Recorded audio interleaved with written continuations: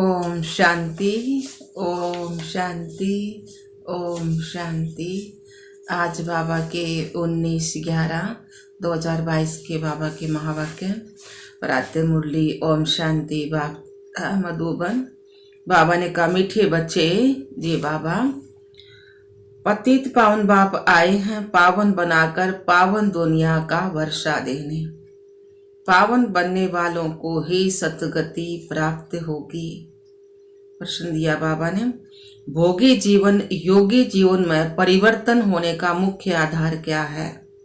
भोगी जीवन और योगी जीवन में परिवर्तन होने का मुख्य आधार क्या है? उत्तर दिया बाबा ने, निश्चय। जब तक निश्चय नहीं कि हमको पढ़ाने वाला स्वयं बेहद का बाप है, तब तक न योग लगेगा और न पढ़ाई पढ़ सकेंगे। भोगी के भोगी ही रह जाएंगे। कई बच्चे क्लास में आते हैं लेकिन पढ़ाने वाले में निश्चय नहीं है। समझते हैं कोई शक्ति है लेकिन निराकार शिव बाबा पढ़ाते हैं। यह कैसे हो सकता है? यह तो नई बात है। ऐसे पत्थर बुद्धि बच्चे परिवर्तन नहीं हो सकते। गीत आया है, ओम नमो शिवाय। मैं आत्मा शिव बाबा को नमस्कार करती हूँ। ओम शांति। बच्चे ये तो समझ गए हैं, शिव बाबा हमको समझाते हैं। घड़ी घड़ी तो नहीं कहेंगे भगवानुवाच। यह तो कायदा नहीं है कि घड़ी घड़ी अपनी महिमा करनी है। शिव बाबा जो सबका बाप है वह हम बच्चों को बैठे पढ़ाते हैं। भविष्य 21 जन्मों के लिए अटल अखंड देवी स्वराज्य प्राप्त कराते हैं। जैसे स्कूल अथवा कॉलेज में बच्चे जानते हैं कि टीचर हमें आप समान बैरिस्टर बना रहे हैं, एम ऑब्जेक्ट है। बाकी सत्संगों में जो जाते हैं वेद शास्त्र आदि सुनने के लिए, तो उससे तो कुछ भी मिलता नहीं है। इसलिए टीचर फिर भी अच्छे होते हैं जो शरीर निर्वाह अर्थ को जिस्मानी विद्या सिखलाते हैं, जिससे आजीविका होती है। बाकी सब दुर्गति ही करते हैं। बच्चे शादी ना करना चाहे तो बाप कहेगा कि वर्षा भी नहीं मिलेगा। जहां चाहे वहां चले जाओ। यहाँ तो बाप अमृत भी पिलाते हैं और वर्षा भी देते हैं। कहते हैं कि पवित्र बनो तो पवित्र दुनिया के मालिक बनेंगे। कितना फर्क है हद के बाप और बेहद के बाप में। वह तो रात में ले जाते हैं और यह दिन में ले जाते हैं। लौकिक बाप तो रात में ले जाए और बाप शिव बाबा दिन में ले जाते हैं। यह है ही पतित पावन। कहते भी हैं कि सतगति दाता एक है जो आकर सबकी सतगति करते हैं। फिर दुर्गति किसने की यह भी नहीं जानते। बाप समझाते हैं सब आसुरी मत वाले हैं। यहाँ आते हैं असुरों से देवता बनने। यह इंद्रप्रस्थ है। कई असुर भी छिप कर आए बैठते हैं। सब सेंटर्स पर ऐसे छिपे असुर विकारी बहुत आते हैं। फिर घर में जाकर विष पीते हैं। दो काम तो चल ना सके ना। वह पत्थर बुद्धि बन पड़ते हैं। बाप को पहचानते ही नहीं है। निश्चय बिल्कुल भी नहीं है कि हमको बेहद का बाप पढ़ाते हैं। ऐसे ही आकर के बैठ जाते हैं तो न योग लगेगा न पढ़ाई पढ़ सकते हैं। भोगी के भोगी ही होंगे। बहुत समझते हैं कोई शक्ति है बस। निराकार शिव बाबा कैसे आ सकता है? कोई शास्त्र में भी लिखा हुआ नहीं है। शिव है तब तो सब भगत याद करते हैं ना। कहते भी हैं शिवाय नमः। समझते हैं हम परम धाम में, वह परम धाम में रहते हैं। हमारा बाप भी है परम पिता परमात्मा, तो वह सबका फादर हो गया ना। भारत में ऐसे भी हैं जो फादर को नहीं मानते। मनुष्य को समझाना बहुत मुश्किल है। मनुष्य तो यह भी नहीं समझते कि अभी दुर्गति का समय चल रहा है। भक्ति मार्ग में पहले अव्यभिचारी भक्ति थी, अब तो व्यभिचारी भक्ति हो गई है। वह बेचारी और अव्यभिचारी में कितना अंतर है। वह बेचारी तो अनेक की भक्ति, अव्यभिचारी एक की भक्ति, एक शिव बाबा की। तो अपन शुरू में एक की हुआ करती ना।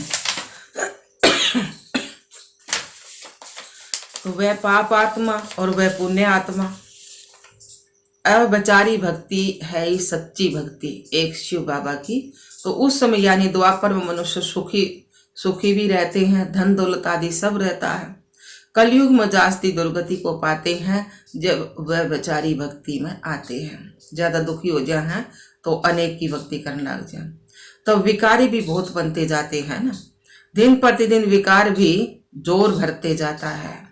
पहले सतो प्रधान विकार थे, अभी तो तमो प्रधान विकार है। सब बिल्कुल ही तमो प्रधान है। घर घर में कितने झगड़े हैं। शिव बाबा बैठ बच्चों को समझाते हैं, श्री कृष्ण तो बाप नहीं ठहरा ना, कोई की भी बायोग्राफी नहीं जानते हैं। यह है पतित पावन परम पिता परमात्मा को मानते हैं कि वह ज्ञान का सागर है। पानी का सागर थोड़े ही पतित पावन नॉलेजफुल है। मनुष्य तो पानी के सागर से निकली हुई पानी की नदियों को ही पतित पावनी समझ लेते हैं। उनसे पूछना चाहिए कि जैसे गीता के भगवान का ऑक्यूपेशन पूछा जाता है, निराकार परम पिता परमात्मा है रचयिता और श्री कृष्ण है रचना। निराकार परम पिता परमात्मा तो रचयिता है और श्री कृष्ण है रचना। अब बताओ गीता का भगवान कौन? भगवान तो एक कोई कहेंगे ना, फिर व्यास को भगवान कैसे कह सकते हैं? तो ऐसे प्रश्न पूछना चाहिए। पतित पावन परम पिता परमात्मा ज्ञान का सागर है। उनसे यह ज्ञान गंगाएं कैसे निकलती हैं? परम पिता परमात्मा ब्रह्मा मुख कमल द्वारा ब्राह्मण मुख वंशावली रचते हैं। उन्हों को ब्रह्मा मुख से ही ज्ञान मिल रहा है, जिससे सतगति को पाते हैं। अब पानी के सागर से पावन बनते हैं, वह ज्ञान के सागर से बनेंगे ना। पानी से मनुष्य तो पावन हो ना सके, यह पहेली भी पूछनी पड़े। इनको पूछने से पावन दुनिया का मालिक बन सकते हैं। बुलाते तो उनको ही हैं, हे पतित पावन सीताराम। फिर गंगा में स्नान आदि करते हैं, तो यह पहेली भी ऐड करनी चाहिए। समय पर हर एक चीज शोभती है ना। जैसे वो गीता के भगवान वाली पहेली है, वैसे यह भी एक पहेली है। ख्याल चलते तो है ना, क्या ऐसी चीजें बनाए जो मनुष्य सदैव अपने पास यादगार रखे। अच्छी चीज होगी तो अपने पास रखेंगे ना। कागज आदि को तो फेंक देते हैं। देवताओं की अच्छी चीज होगी तो वह फाड़ेंगे नहीं। सर्विस की प्रैक्टिस वालों का सारा दिन विचार सागर मंथन चलता रहेगा और काम करके दिखाएंगे। सिर्फ कहना नहीं है कि ऐसा करना चाहिए। यह किसको कहते हो? बाबा करेगा व बच्चे करेंगे। करें तो बच्चे गए ना, बाबा ने साथ लेकर। बोलो कौन? बाप तो डायरेक्शन देते हैं। ऐसे अच्छे चित्र कैलेंडर छपवाओ। त्रिमूर्ति शिव के कैलेंडर निकलने चाहिए। त्रिमूर्ति शिव जयंती कहना राइट है, सिर्फ शिव जयंती कहना रोंग है। त्रिमूर्ति शिव जयंती कहना राइट है। एक बच्चे की दिल है त्रिमूर्ति शिव जयंती का कैलेंडर बनाई, सो भी रंगीन। तो त्रिमूर्ति से समझानी अच्छी मिलती है। बाबा लॉकेट भी इसलिए बनवाते हैं कि उनसे अच्छा समझा सकते हैं। ब्रह्मा द्वारा शिव बाबा सतगति करते हैं, तो जो मेहनत करता है वही विष्णुपुरी का मालिक बनता है। बाकी जो ज्ञान नहीं लेते उनका विनाश हो जाता है। वह सजाए भी खाते हैं और पद भी नहीं पाते हैं। भगत भगवान को याद करते हैं, परंतु जब भगवान आते हैं तब कितने थोड़े उन्हें पहचान कर बनते हैं। कितने थोड़े पहचान कर उनका बनते हैं। कोटों में कोई। कोई में भी कोई। जो मुक्ति के लिए पुरुषार्थ करते हैं वह पद अच्छा नहीं पा सकेंगे, विक्रम विनाश भी नहीं होंगे। इसलिए साक्षात्कार कराया था। धर्म स्थापक भी आते हैं दृष्टि लेने, याद करते करते विक्रम विनाश करते जाए तो ऊंचा पद पा सकते हैं। और धर्म वाले भी आएंगे सो भी पिछाड़ी में, जो बड़े होंगे। ऐसे नहीं कि अभी का पोप आएगा, ना ना ना, पहले नंबर का पोप जो अभी अंतिम जन्म में है वह आएगा। हिसाब है बड़ा भारी। अब यह कुंभ का मेला है, यह सब भक्ति मार्ग की सामग्री है। जब दुर्गति को पाने का पूरा ग्रहण लग जाता है तब बाप आकर 16 कला संपूर्ण बनाते हैं। ग्रहण को सवदर्शन चक्कर से निकाला जाता है ना। यह जो अपना गोला है उसमें नीचे लिखना चाहिए, यह है सवदर्शन चक्कर। यह बहुत अच्छी चीज है। यह ईश्वरीय कोर्ट ऑफ अमर्स है। यह तो ईश्वरीय बातें हैं। स्लाइड्स जो बना रहे हैं उनके लिए भी बाबा समझानी देते रहते हैं। अगर समझो वो मुरली ना सुने तो डायरेक्ट अमल में ला ना सके। मुरली तो रोज पढ़नी चाहिए। सर्विस में जो है उनको एक्ट में आना चाहिए। त्रिमूर्ति का भी स्लाइड बनाते हैं, उनमें अक्सर बहुत अच्छे हैं। स्थापना विनाश 2 गोले भी चाहिए। यह नरक है और यह स्वर्ग है। यह आज का भारत और कल का भारत है। तो बाप सेकंड में जीवन मुक्ति देने वाला बैठा है ना। बाबा को पहचाना, निश्चय हुआ, बस। तो बाबा जीवन मुक्ति पाने का पुरुषार्थ चल पड़ता है ना। जन्म तो लिया ना, बाप से पूरा वर्षा लेना है, फिर विकार की मांग नहीं कर सकते। बाप कहते हैं भ्रष्टाचारी को वर्षा मिल ना सके। प्रैक्टिकल में इनका ब्रह्मा का भी मिसाल देखा ना। ऐसे बहुत मुश्किल निकलते हैं, अपनी इज्जत आदि भी बहुत देखते हैं। क्रिएटर बाप है, सबको उनकी आज्ञा पर चलना है। तुम भी श्रीमत पर नहीं चलते हो तो पद भ्रष्ट हो जाता है। बाप कहते हैं इस ज्ञान मार्ग में नष्टो मोहा अच्छा चाहिए। बाबा की आज्ञा मिली हुई है। जो बच्चे आज्ञाकारी नहीं वह कपूत ठहरे। वह बच्चा नहीं है। पवित्रता की आज्ञा तो अच्छी है ना। राजयोग तो बाप अभी सिखलाते हैं। मनुष्य तो बेचारे समझते नहीं है। बच्चों को भी नंबरवार पुरुषार्थ अनुसार समझते हैं। बच्चों में भी नंबरवार पुरुषार्थ अनुसार समझते हैं। बाप इतना डायरेक्शन देते हैं, कोई बच्चे मुश्किल करके दिखाते हैं। बाप कहते हैं त्रिमूर्ति का कैलेंडर बनाना है। सारा मदार है त्रिमूर्ति शिव के चित्र पर लिखा हुआ है। ब्रह्मा द्वारा स्थापना, जरूर शिव बाबा स्वर्ग की स्थापना करेंगे ना। कलयुग आसुरी राज्य का विनाश होगा। आसुरी राज्य में कितने ढेर हैं, देवी राज्य में कितने थोड़े हैं। लिखा हुआ भी है कि अनेक धर्मों का विनाश और एक सत धर्म की स्थापना।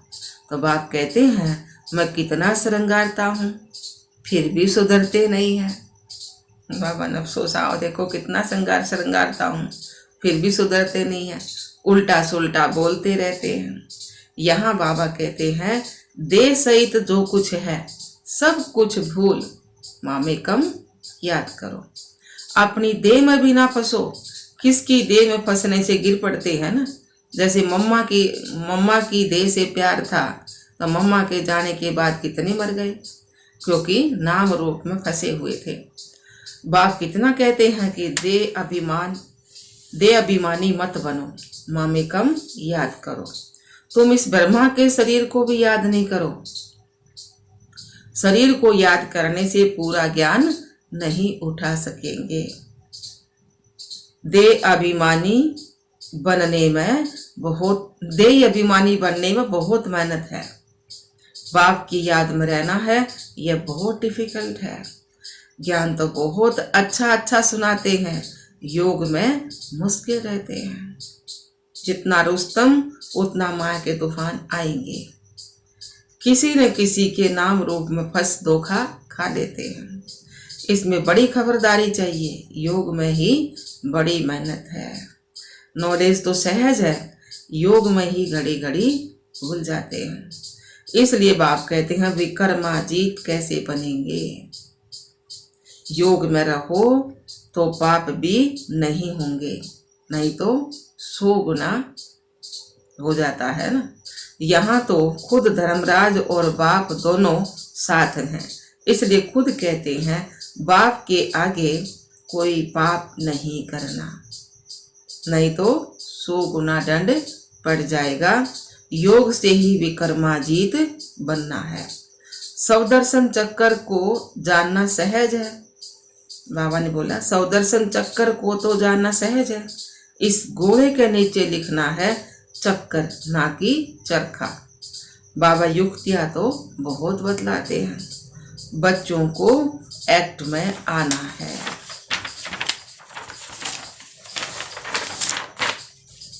अच्छा जी बाबा, मीठे मीठे सिकलते बच्चों प्रति माता पिता बाप दादा का याद प्यार और गुड मॉर्निंग। रूहानी बाप की रूहानी बच्चों को नमस्ते। हम रूहानी बच्चों की रूहानी बाप दादा को याद प्यार गुड मॉर्निंग, नमस्ते नमस्ते नमस्ते। हम बाबा के बच्चे सदा रहे हंसते और हंसाते। शुक्रिया मीठे बाप दादा, शुक्रिया बाबा। धारणा के लिए मुख्य सार में बाबा ने कहा पहला पॉइंट, किसी भी देहधारी के नाम रूप में अटकना नहीं है, अपनी देह में भी नहीं फंसना है। इसमें बहुत खबरदारी रखनी है। दूसरा पॉइंट है ज्ञान मार्ग में नष्टो मोहा जरूर बनना है, पवित्रता की आज्ञा माननी है और दूसरों को भी पवित्र बनाने की युक्ति रचनी है। वरदान दिया है बाबा ने, सर्व विकारों के अंश का भी त्याग कर संपूर्ण पवित्र बनने वाले नंबर 1 विजयी भाव। सर्व विकारों के अंश का भी त्याग कर संपूर्ण पवित्र बनने वाले नंबर 1 विजयी भाव।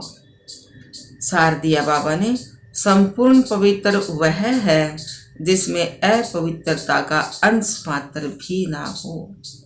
पवित्रता ही ब्राह्मण जीवन की पर्सनैलिटी है। यह पर्सनैलिटी ही सेवा में सहज सफलता दिलाती है। लेकिन यदि एक भी विकार का अंश है तो दूसरे साथी भी उसके साथ जरूर होंगे। जैसे पवित्रता के साथ सुख शांति है, ऐसे अपवित्रता के साथ 5 विकारों का भी गहरा संबंध है। इसलिए एक भी विकार का अंश ना रहे, तब नंबर 1 विजयी बनेंगे।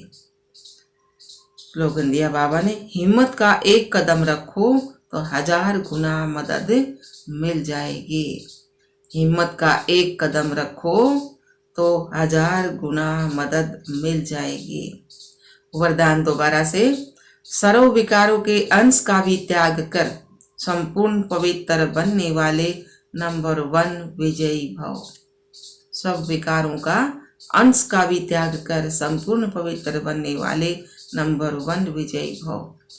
सार में बाबा ने कहा संपूर्ण पवित्र वह है जिसमें अपवित्रता का अंश मात्र भी ना हो। पवित्रता ही ब्राह्मण जीवन की पर्सनैलिटी है। यह पर्सनैलिटी ही सेवा में सहज सफलता दिलाती है। व्यवहार जो होगा ना, हमारा अच्छा व्यवहार होगा, वो ही हमने सेवा में सहज सफलता दिलाती है। लेकिन यदि एक भी विकार का अंश है तो दूसरे साथी भी उसके साथ जरूर होंगे। जैसे पवित्रता के साथ सुख शांति प्रेम आनंद सब कुछ है ना, तो ऐसे अपवित्रता के साथ भी काम क्रोध लोभ मोह अहंकार सब विकारों का गहरा संबंध है। इसलिए एक भी विकार का अंश ना रहे, तब नंबर 1 विजयी बनेंगे। स्लोगन दिया बाबा ने, हिम्मत का एक कदम रखो तो 1000 गुना मदद मिलेगी। एक कदम रखेंगे तो 1000 गुना बाबा हमारा साथ देगा। अच्छा, ओम शांति बाबा, ओम शांति।